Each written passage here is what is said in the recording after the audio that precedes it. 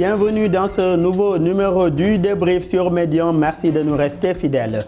En Centrafrique, le dialogue républicain pourrait se tenir avant la fin du mois de mars 2022. En effet, les leaders de l'opposition qui avaient quitté la table des négociations ont décidé de réintégrer le comité préparatoire. Quelle position de l'opposition centrafricaine et de la société civile dans ce dialogue national dans le pays? Quelles attentes des conclusions de ce dialogue républicain? Le développement en première partie d'émission.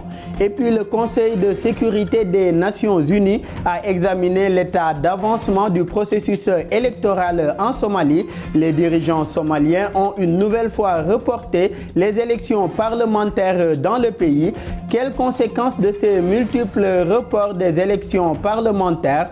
Comment aujourd'hui le pays pourrait sortir de cette crise dans laquelle elle se trouve? Le développement en seconde et dernière partie d'émission. Pour en parler sur ce plateau, nous sommes avec nos invités, M. Momodou Albert, journaliste et analyste politique.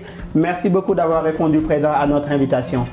Merci Daouda pour l'invitation. C'est avec plaisir que je réponds pour débattre de l'actualité. Bonjour à Cher aussi. Merci beaucoup. Le plaisir est partagé, M. Si, et comme vous l'avez dit, en face de vous, M. Cheikh Sadibou Ndiaye, spécialiste en sciences politiques et en relations internationales. Merci également, Cheikh, d'être avec nous sur ce plateau. Merci, Daouda. Je vous remercie aussi pour l'invitation et je suis fier aujourd'hui d'être en face d'un exemple, d'un modèle pour moi, le doyen Momodou Albert.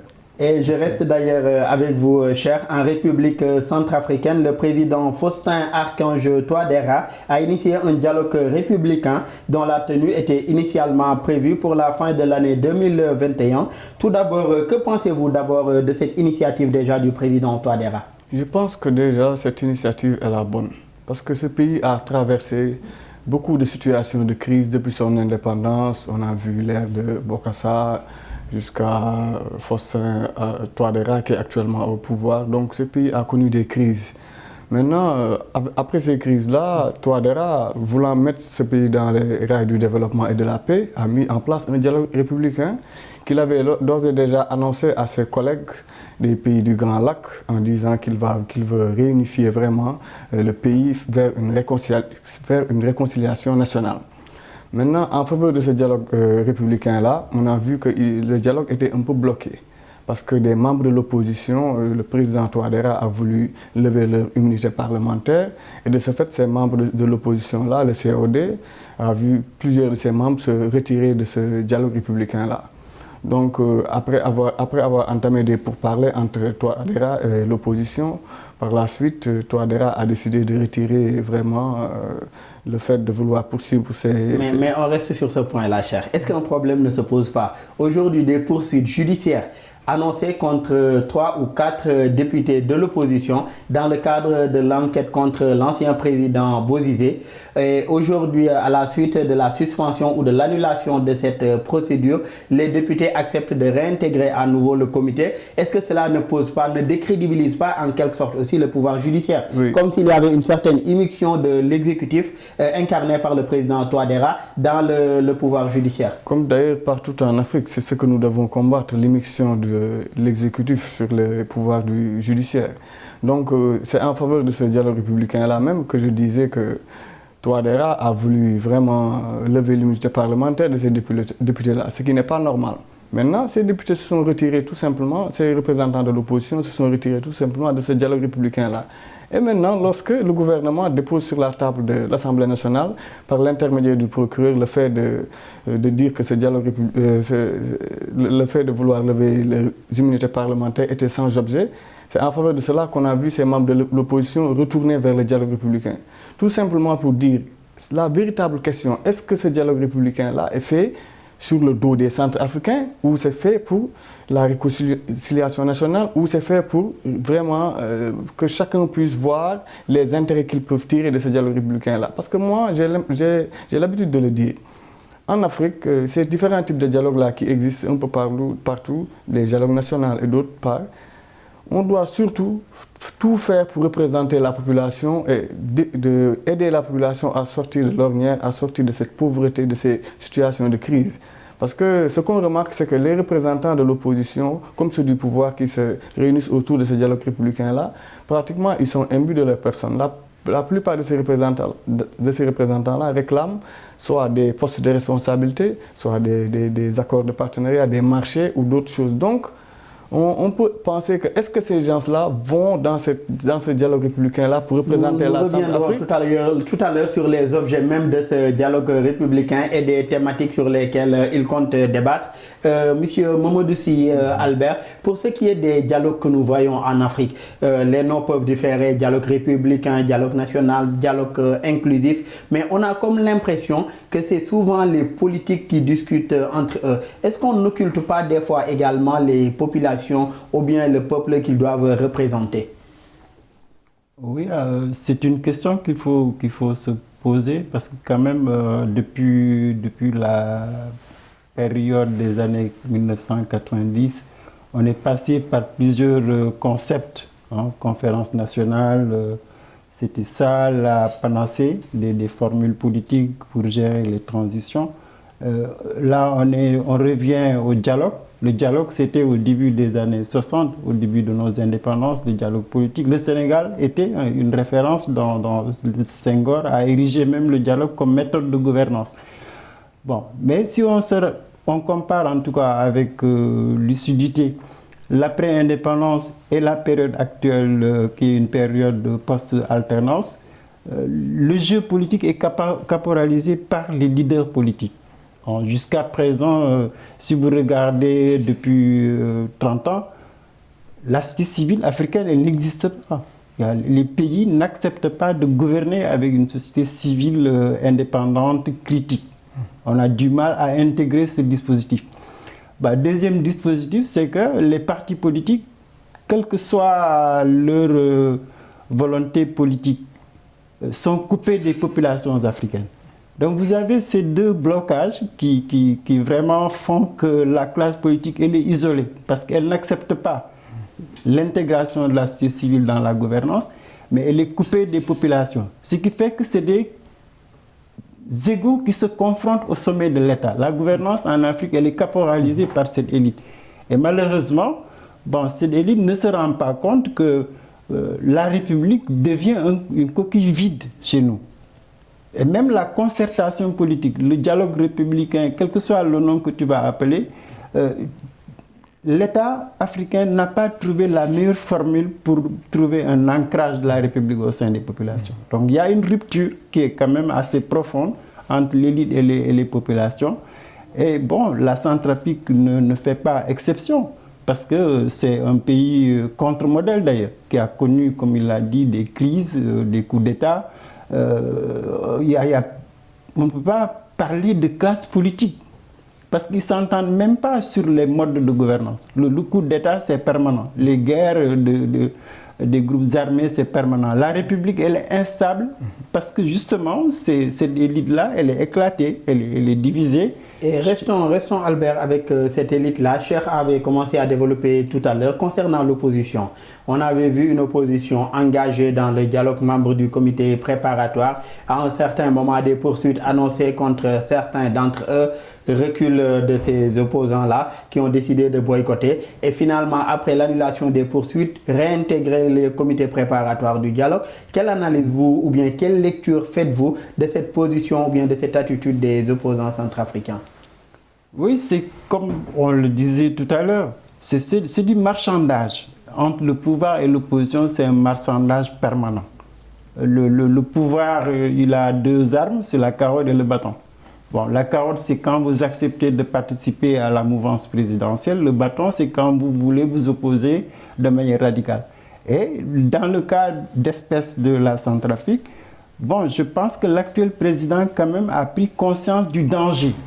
Qu'aujourd'hui, le socle pour relancer la Centrafrique, c'est la paix.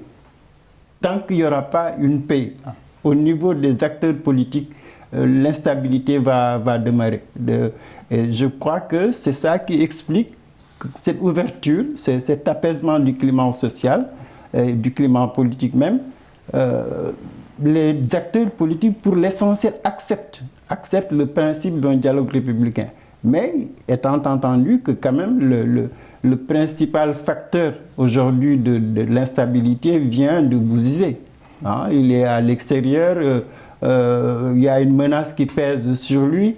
Est-ce que le dialogue va permettre d'élargir la discussion? C'est une question également qui sera débattue. Et d'ailleurs, est-ce que le dialogue va même permettre d'élargir, cher? Puisque le dialogue aujourd'hui se tient avec les partis de l'opposition du pouvoir, la coalition au pouvoir, et également de la société civile. Mais pour ce qui est aujourd'hui des groupes armés, dont M. Albert a parlé tout à l'heure, M. Momodou Albert, aujourd'hui ils sont exclus du dialogue. Exactement. Les groupes armés ne font pas partie du dialogue, encore moins les partenaires internationaux. Est-ce que aussi cela ne remet pas en cause l'inclusivité aujourd'hui du dialogue? Je dirais que cela peut le remettre en cause, mais moi je me mets dans la logique un peu de Touadéra. Parce que Touadéra, comme l'a dit le doyen, il sait que le pays a besoin de paix et de sérénité. Parce que la Centrafrique a traversé des situations de crise vraiment qui ont déstabilisé le pays dans tous les sens. Même lors des élections présidentielles passées, on a vraiment failli la catastrophe au niveau de la capitale à Bangui. Parce qu'on a vu, il y avait des déclenchements de quelques hostilités, mais finalement, ils se sont entendus par rapport à la situation qui n'a pas dégénéré. Donc, tout cela pour dire tout simplement que la Centrafrique, les acteurs politiques, que ce soit le pouvoir, l'opposition, malgré que les groupes armés sont exclus, ils doivent se retrouver autour d'une table et savoir que l'Afrique d'aujourd'hui, la Centrafrique a besoin de paix et de sérénité. Pour cela, des conditions doivent être posées. C'est pourquoi lors de ce dialogue républicain, lors du début de ce dialogue républicain, ils ont lancé des consultations nationales pour connaître toutes les ramifications qui composent toutes les composantes de la République, pour les permettre de se retrouver et de faire un dialogue franc.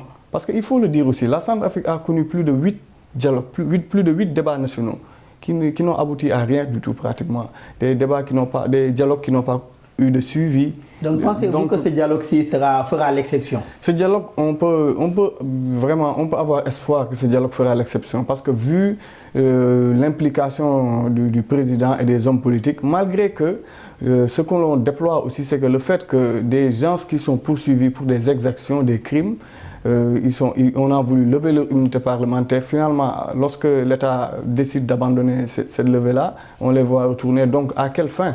Donc, pour dire que ces gens-là, peut-être, ils ont d'autres visées, ils ont d'autres objectifs, mais pas la réconciliation nationale, pas l'unité du pays. C'est pourquoi j'en appelle aussi à la responsabilité du peuple centrafricain, parce qu'aujourd'hui, l'Afrique doit se tourner vers une nouvelle ère. C'est l'ère du développement, c'est l'ère de l'entrepreneuriat des jeunes et d'autres, j'en passe. Donc, ce dialogue politique-là, il faut le prendre à bras le corps pour vraiment sortir le pays de l'insécurité. Et c'est d'ailleurs ce qu'a dit le gouvernement, que ce dialogue-là, c'est surtout pour essayer de voir comment avoir une meilleure situation sociale aujourd'hui des Centrafricains et également tendre vers le développement. Mais M. Sy, est-ce qu'on pourrait aujourd'hui parler de dialogue dans le pays sans les groupes armés? Les autorités centrafricaines ont été claires à ce sujet. Selon elles, il n'est pas question de dialoguer à nouveau avec les groupes armés. Le cadre qui leur est destiné est l'accord politique pour la réconciliation et la paix. Qu'est-ce que vous en pensez, M. Sy? Non, je crois que dans le cas de la Centrafrique, c'est clair et net que vous ne pouvez pas avoir la paix s'il y a des groupes armés. Vous ne pouvez pas avoir la paix si votre pays est divisé. Vous ne pouvez pas avoir la paix si ces groupes rebelles peuvent se replier dans d'autres territoires. Donc l'instabilité, c'est l'environnement, si vous voulez, qui fait que le dialogue devrait permettre, à mon avis, de discuter de cette question-là. Que les groupes soient présents ou absents, que ce rassemblement, ce dialogue, puisse ouvrir une perspective de paix, allant dans le sens de désarmer d'un côté, mais de l'autre côté, allant dans le sens de les intégrer dans le nouveau processus de relance. Parce que la relance, elle va se faire, je crois, à 2 niveaux. Sur le plan politique, il faut trouver un consensus, un socle politique sur lequel le pouvoir et l'opposition vont s'entendre sur 1 an, 2 ans. Mais d'un autre côté, c'est l'économie, le développement économique. Vous ne pouvez pas le faire dans la guerre. Donc nécessairement, il faudrait lancer un appel vers les groupes armés et peut-être que ce dialogue puisse mettre en place un mécanisme qui puisse permettre au pouvoir et à l'opposition de discuter avec les groupes armés. Donc il faut marcher sur ces 2 jambes. faire le dialogue, mais en même temps discuter avec ces groupes armés. Bon, évidemment, les pays limitrophes, l'Union africaine, les partenaires internationaux, il faudrait qu'eux aussi qu'ils soient associés, parce que la déstabilisation de ce pays-là ne résulte pas, à mon avis, seulement des conflits internes. Il y a des acteurs externes. Et pour ce dialogue-là, les acteurs externes ne sont pas intégrés, surtout les partenaires internationaux, comme vous l'avez dit tout à l'heure. Mais pour ce qui est du retour de la paix, est-ce que les poursuites judiciaires enclenchées contre Bozizé et d'autres chefs rebelles peuvent constituer des solutions pour un retour de la paix dans le pays? Moi, je crois, dans l'immédiat, dans le climat de l'apaisement général, il faut lever tous les obstacles au processus qui est mis en avant. Donc, y compris la levée de l'immunité parlementaire. Le président a accepté de renoncer à la poursuite. Bon, mais il faut aller plus loin. Les règles doivent être peut-être consensuelles. Et si les règles sont consensuelles, mais je pense que même les opposants, ils ont intérêt à être jugés s'ils sont fautifs, a fortiori les groupes armés. Vous ne pouvez pas déclarer l'impunité comme conduite politique. C'est ça, je pense que le dialogue doit être franc, comme il l'a dit, mais ça veut dire que ceux qui ont commis des crimes, mais il faut qu'ils rendent compte de leurs actes. Et je crois que ça, c'est un message qu'ils vont adresser à ces groupes. Mais c'est un message qu'ils vont adresser également à tous les pays qui sont autour de ce pays-là. Donc il faut, je pense que le président, il doit avoir du courage politique.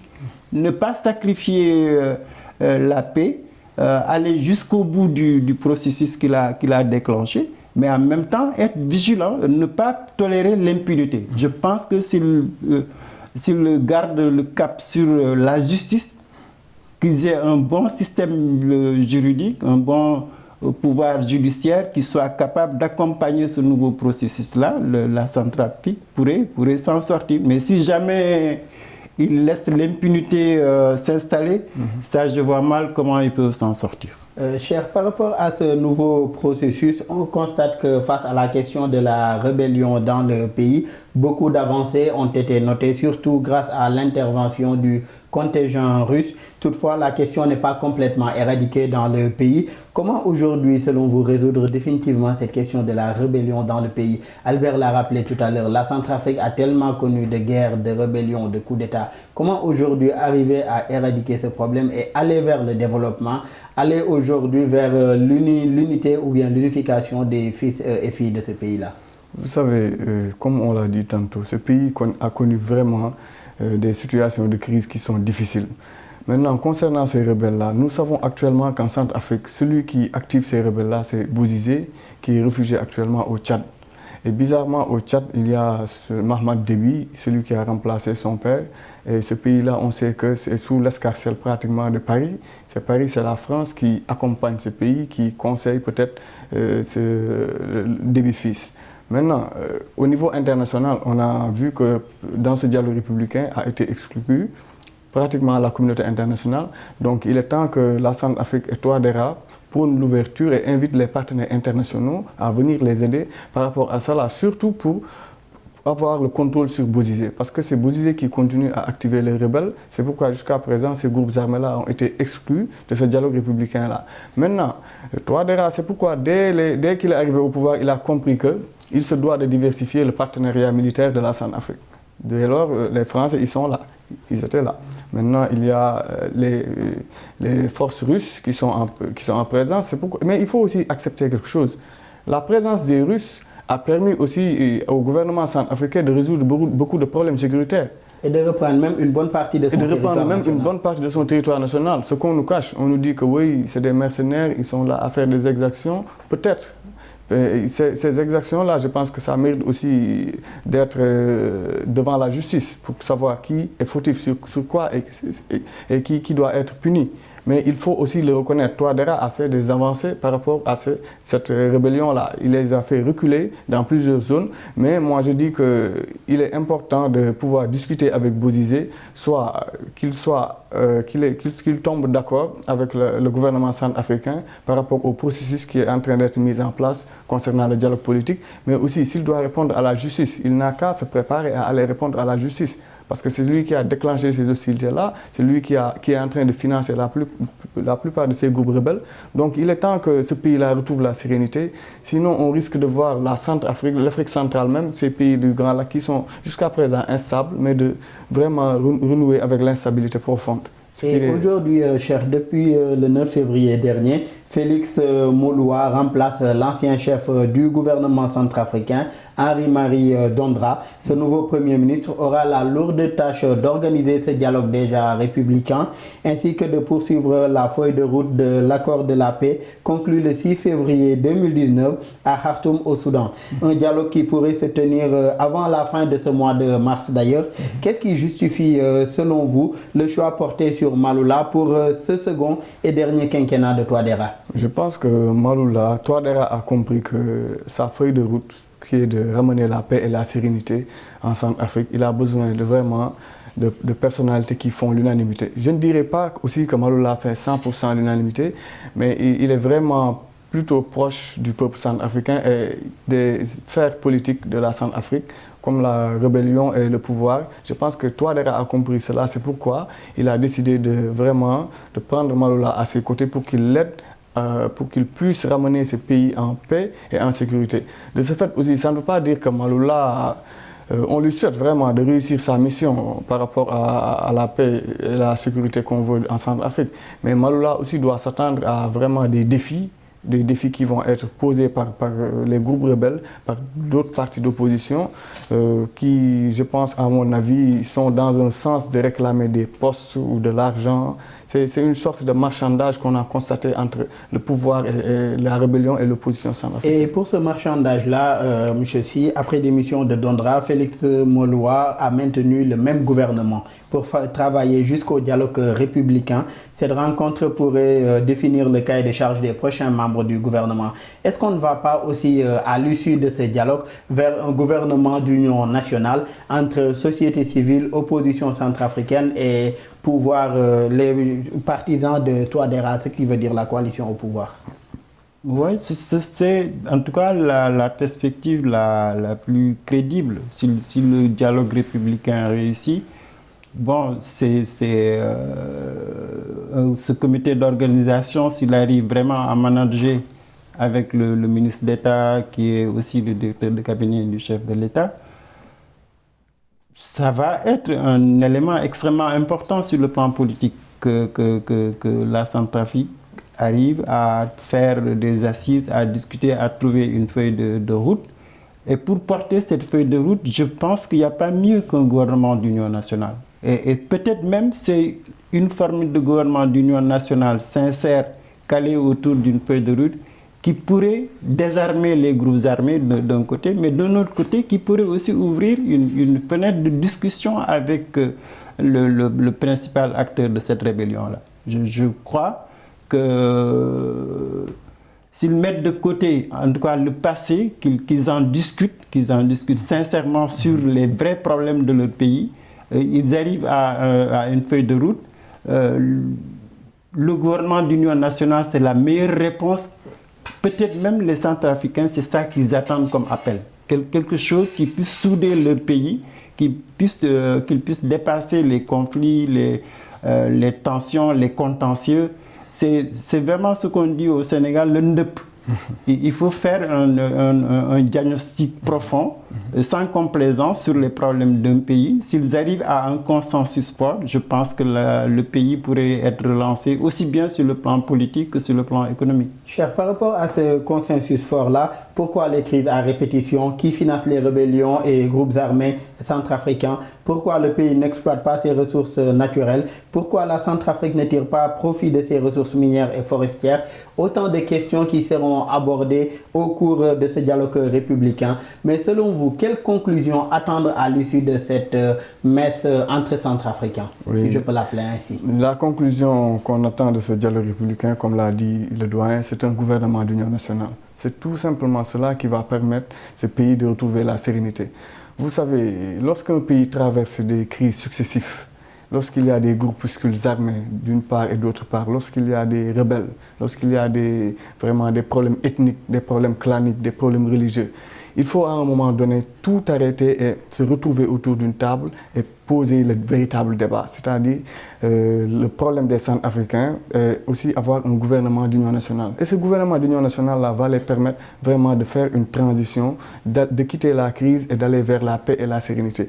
Donc, à mon humble avis, je pense qu'un gouvernement d'union nationale actuellement a sa raison d'être en Centrafrique pour permettre ce pays-là de vraiment sortir de cette crise qui perdure depuis pratiquement des années. Et cette crise-là va continuer de déstabiliser ce pays si on n'essaie pas de trouver vraiment une formule qui va permettre opposition et pouvoir de se retrouver autour de l'essentiel. Parlant de crise, cher Sadibou, il y a un autre pays de la Corne de l'Afrique qui traverse également une grave crise, que ce soit une crise politique, une crise sociale et même sécuritaire. Il s'agit de la Somalie, un pays aujourd'hui qui a une nouvelle fois reporté également les élections présidentielles, les élections parlementaires, autant pour moi qui étaient tant attendues, ce qui influe également sur la future présidentielle ou bien le nom du futur président. Ce sera la thématique en seconde partie d'émission.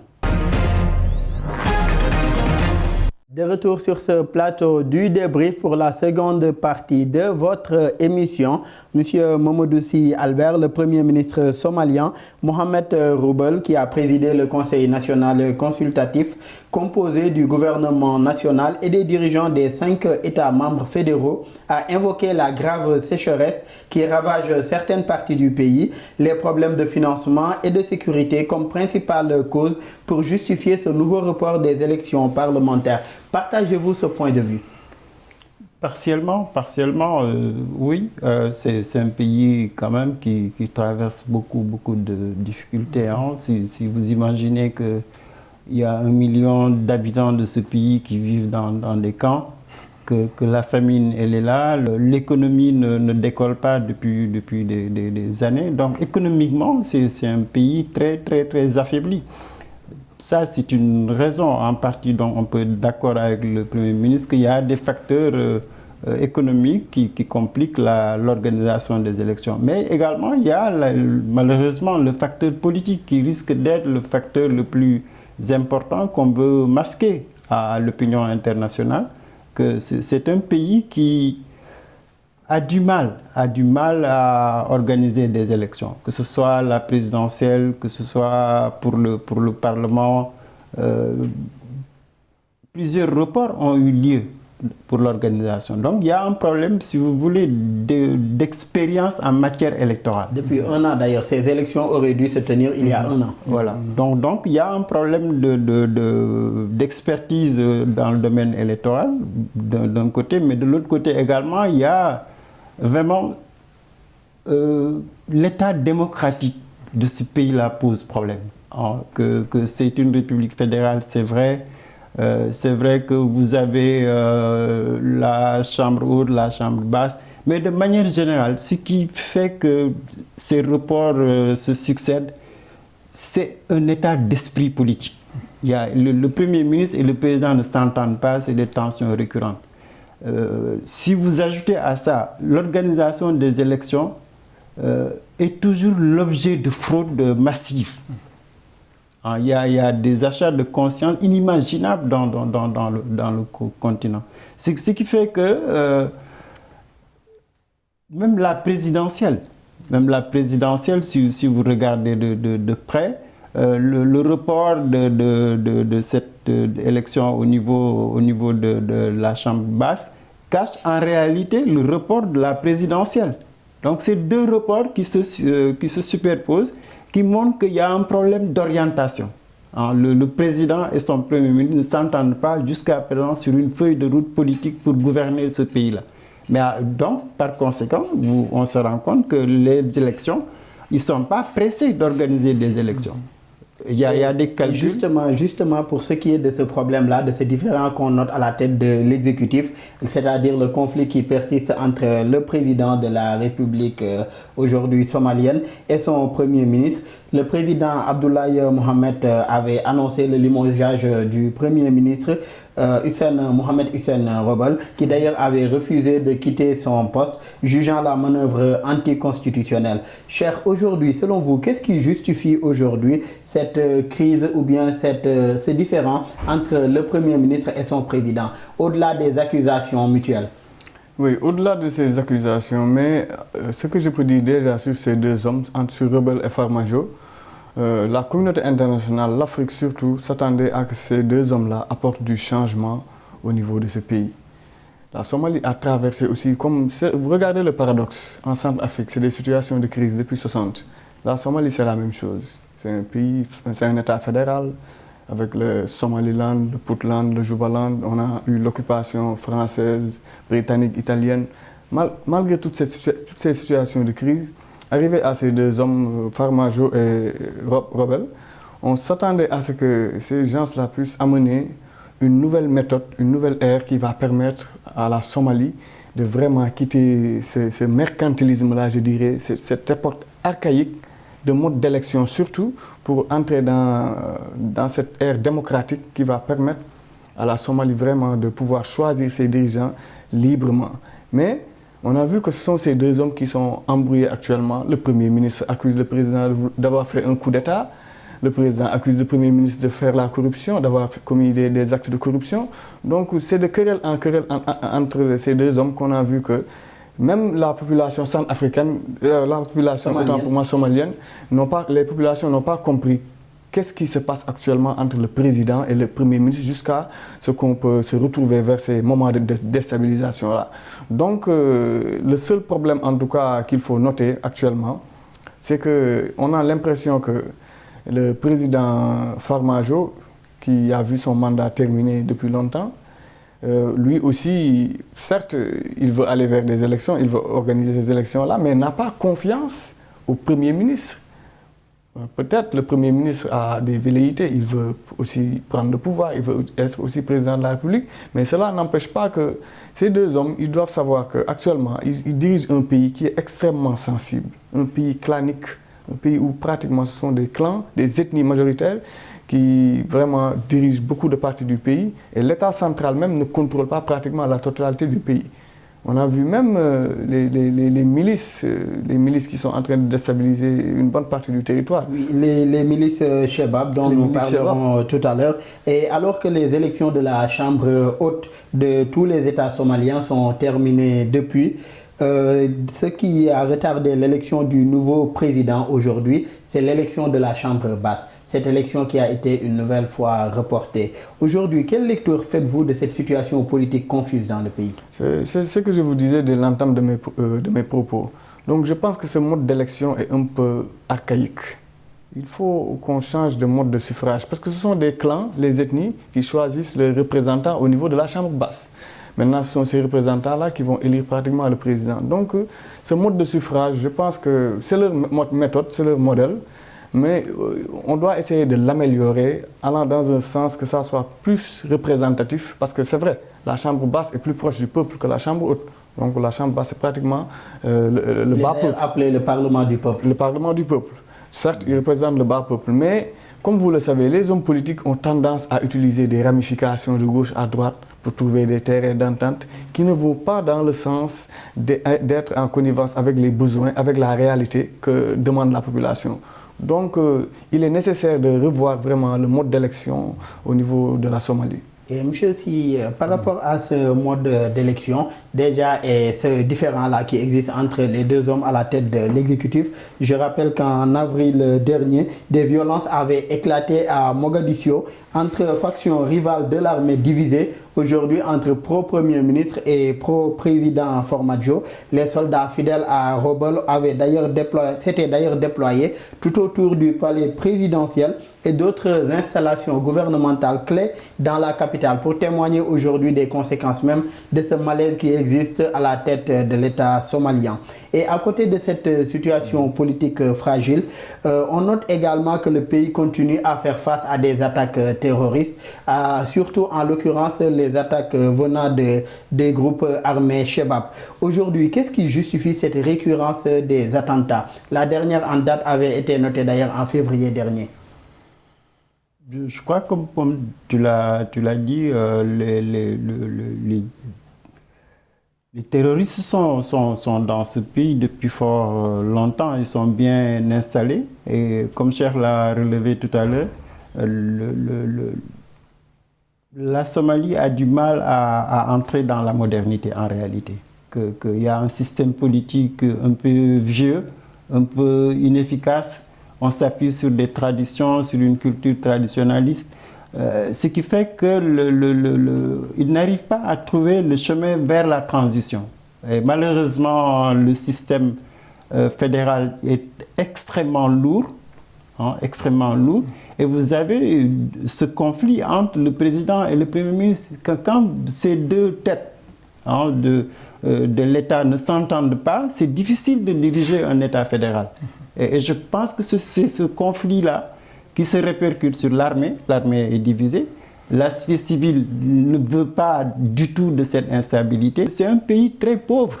C'est un pays vraiment qui n'a pas de moyens. Tout le monde sait que c'est là où il y a la pauvreté que ce mouvement intégriste se développe. Ce qui fait que, bon, l'instabilité, elle est là. Mais maintenant, il faudrait peut-être relativiser le système politique. À partir du moment où souverainement ce peuple a choisi le système bicaméral, il faut le respecter. Maintenant, comment les accompagner? C'est à ce niveau, pour moi, que se pose la grosse question. Le fait d'avoir un parlement du peuple, c'est un bon concept. Mais comment le rénover? Comment l'améliorer pour que le parlement soit véritablement le reflet de la parole du peuple? Quand un parlement ne peut pas... Par exemple, je le disais tantôt, quand vous voyez que les clans existent, vous vous dites aux gens il faut un taux de pourcentage de femmes, un taux de jeunes, un taux d'élus venant des traditions. C'est au niveau des élus des clans qu'il y a problème. C'est là qu'il y a la corruption la plus massive. Exact. Donc il faudrait trouver une formule pour que l'élection soit démocratique. Il faut arriver à instaurer un système démocratique. Et ça demande un travail d'éducation des populations, mais ça demande aussi qu'ils acceptent que la société civile intervienne dans ce jeu politique. Parce que la société civile, elle n'est pas politicienne. C'est elle qui peut aller vers les populations, aider les gens à avoir un système transparent, un système libre et démocratique. Je pense que c'est cette réforme-là qui fait défaut. C'est ce qui fait que bon, la Somalie reste, comme il l'a dit, dans l'instabilité chronique. Et je crois que tant qu'ils n'accepteront pas de faire la réforme, est-ce qu'il faut aller vers un régime comme le régime modèle en Afrique, le régime présidentiel? Est-ce qu'il faut aller vers un régime semi-présidentiel? Je pense que la Somalie quand même doit réfléchir pour avoir une bonne réforme qui corresponde à l'aspiration de ces populations. Et une réforme qui devrait également prendre en compte les questions d'équité sociale. Et j'ai comme l'impression que vous avez voulu réagir, cher Sadibou. Oui, je voudrais en venir par rapport à la communauté internationale. Actuellement, on a l'impression que la communauté internationale, je ne dirais pas a abandonné la Somalie, mais on a vu les Américains ont quitté pratiquement le pays. Mais cela est dû surtout à plusieurs situations, parce que les Américains ont eu à intervenir par l'opération Rousseau contre Farah Aidid. On a vu ce qui s'est passé. Donc, pour vous dire tout simplement que la Somalie, à travers ces moments ces situations de crise, depuis l'ère Siad Barre, qui a expérimenté le socialisme, ça n'a pas marché, les seigneurs de guerre arrivent, les Farah Aidid, ainsi de suite. Donc on a l'impression que ce pays marche en reculant et vraiment que la communauté internationale aussi je ne dirais pas abandonné, mais est en train de vraiment prendre ses bagages. Et parlons de cette communauté internationale. Même cette situation que vit le pays coïncide avec la fin de l'autorisation donnée par le Conseil de sécurité des Nations Unies à la mission de l'Union africaine en Somalie, à savoir AMISOM, pour lutter contre les Chebab. Aujourd'hui, cette mission d'ailleurs doit prendre fin à la fin de ce mois de mars, le 31 mars plus précisément. Selon vous, quelle efficacité de cette mission dans la lutte contre ce groupe terroriste? Oui, cette mission, vous savez, les Nations Unies, à travers son Conseil de sécurité, ont envoyé cette mission en Centrafrique, surtout pour servir... Au Somalie, excusez-moi, pour servir de zone tampon dans plusieurs situations, comme là où occupent les Chebab ou d'autres zones où vraiment il y a eu des exactions, des crimes contre l'humanité.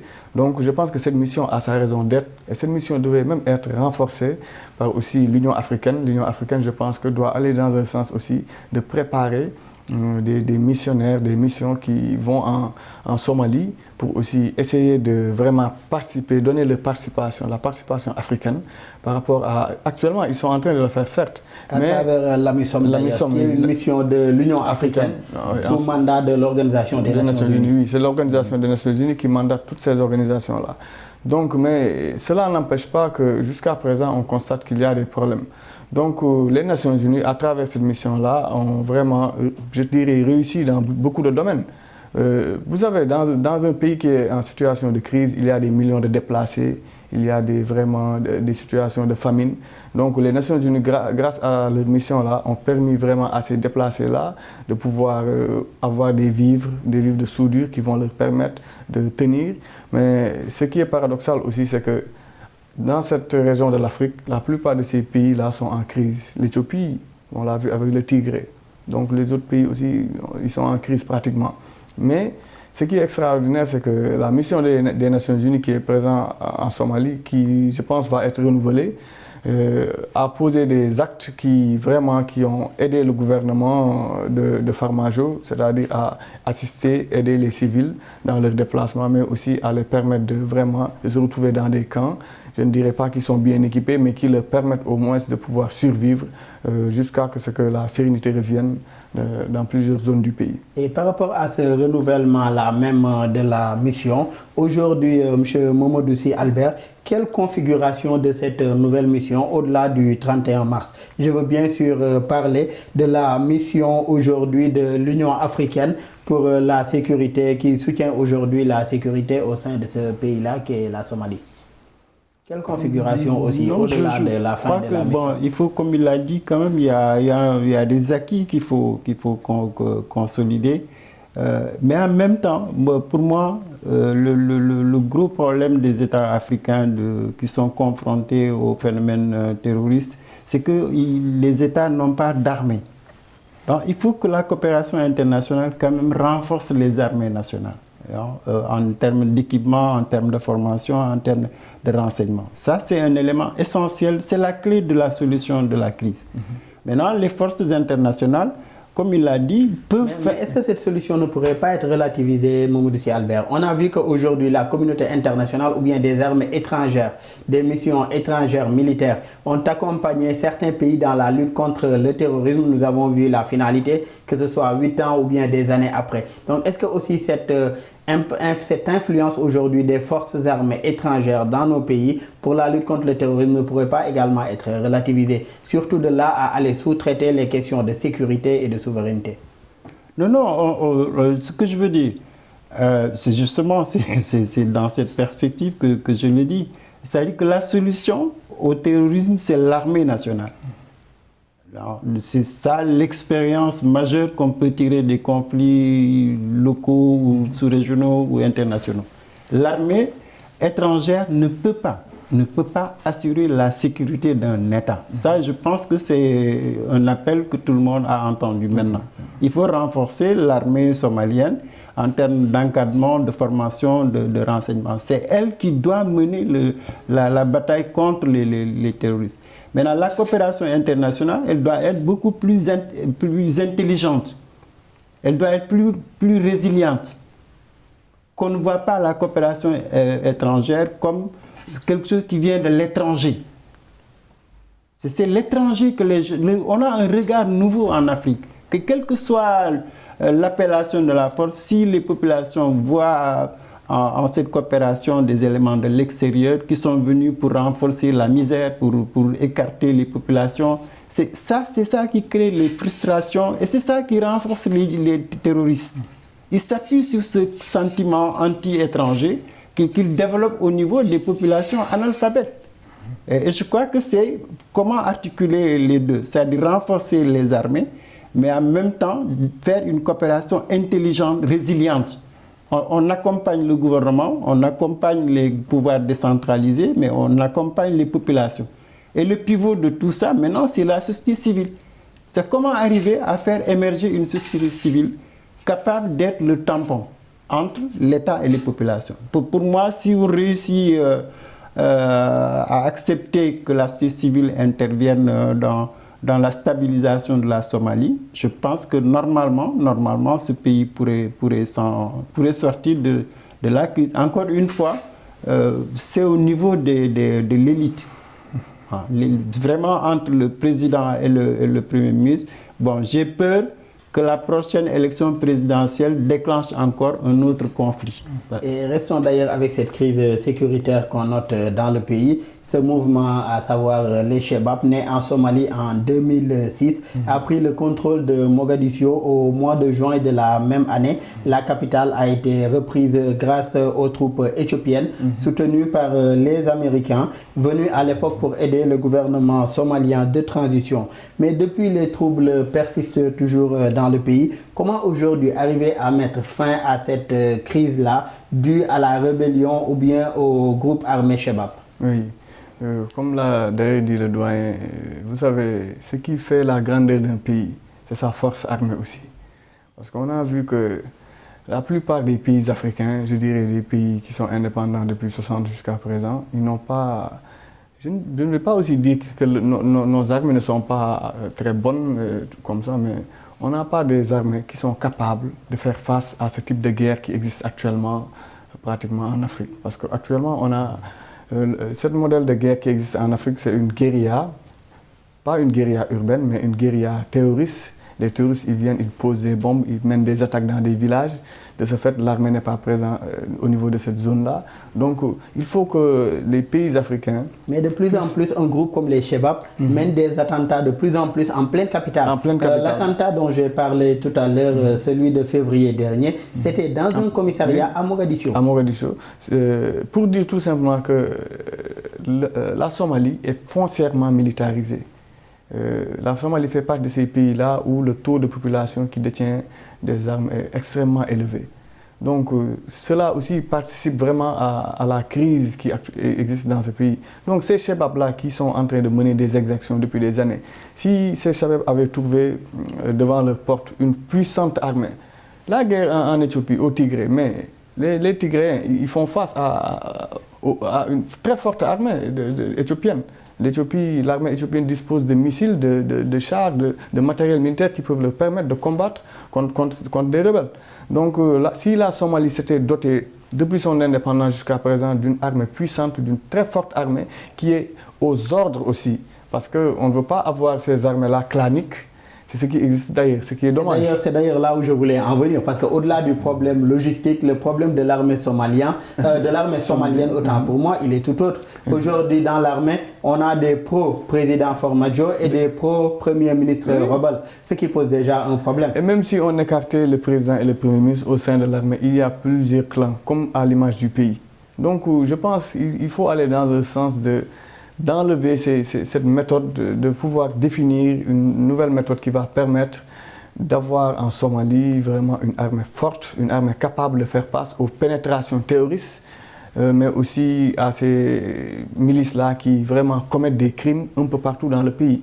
Et si la Somalie ne se dote pas de ce genre d'armée-là, vraiment, on risque de vraiment revivre les mêmes situations. On va aller dans des élections, ils vont avoir un président. Mais est-ce que ces élections-là, est-ce que ce nouveau président-là va permettre à la Somalie de retrouver la sérénité? On risque de vraiment revivre l'éternel recommencement.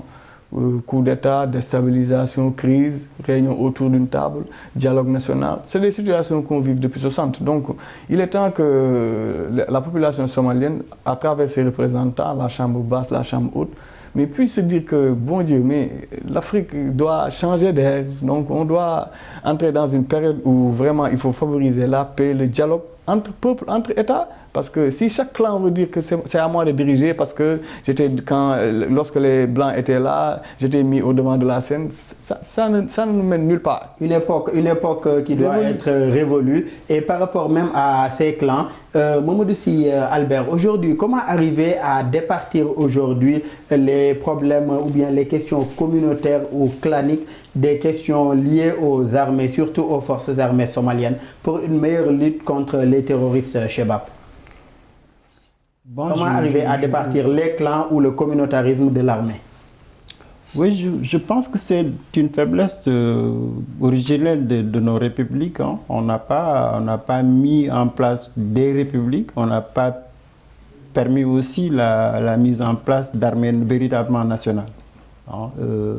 Que toutes les armées africaines pratiquement sont déchirées par ces clivages ethniques, religieux. Et je pense qu'il faut reconstruire l'armée africaine, hein, qu'elle soit beaucoup plus citoyenne. C'est vraiment les valeurs d'une république qu'il faut aider.